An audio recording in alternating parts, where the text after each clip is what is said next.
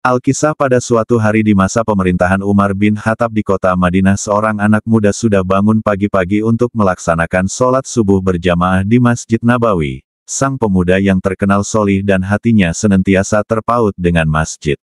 Selepas membersihkan diri dan mengenakan pakaiannya, kemudian beliau berangkat ke masjid. Dalam perjalanannya ke masjid, di tengah jalanan yang gelap dan hawa yang dingin, tanpa disadari pemuda tersebut terjatuh ke dalam genangan air kotor dan berlumpur sehingga pakaiannya menjadi kotor. Karena merasa pakaiannya basah dan kotor, pemuda tersebut segera bangun dari genangan air dan membersihkan diri sekedarnya, kemudian pulang. Sesampainya di rumah, ia kembali membersihkan badannya dan mengganti pakaiannya, lalu berangkat kembali ke masjid. Dalam perjalanan kembali ke Masjid Nabawi, karena jalanan begitu gelap, pemuda itu kembali terjatuh untuk kedua kalinya di tempat yang sama. Kemudian ia bangun untuk membersihkan diri dan pulang kembali. Sesampainya di rumah, sekali lagi, dia mengganti pakaiannya lalu berangkat kembali ke masjid. Dalam perjalanannya kembali ke Masjid Nabawi untuk melaksanakan sholat, dia bertemu dengan seorang kakek tua yang membawa lampu di jalan yang dilaluinya. Kemudian dia bertanya pada kakek pembawa lampu tersebut, "Dari mana Anda?" Dijawabnya, "Aku melihatmu terjatuh 2 kali dalam perjalananmu ke Masjid Nabawi. Jadi aku membawakan lampu untuk menerangi jalanmu."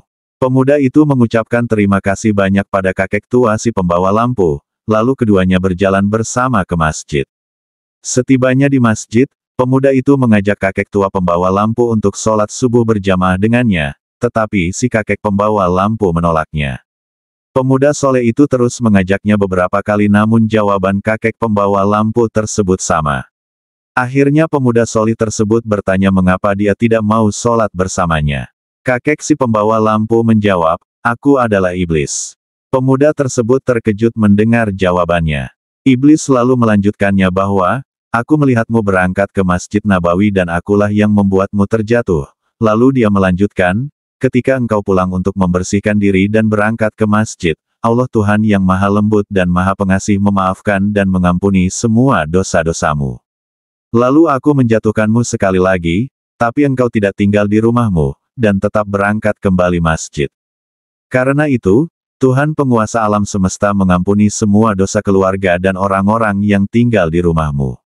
Aku khawatir jika aku menjatuhkanmu lagi, Tuhan yang Maha Perkasa dan Maha Penyayang akan merahmati dan mengampuni dosa-dosa semua anggota penduduk di kampungmu. Jadi aku memastikan engkau wahai pemuda solih sampai ke Masjid Nabawi tanpa terjatuh."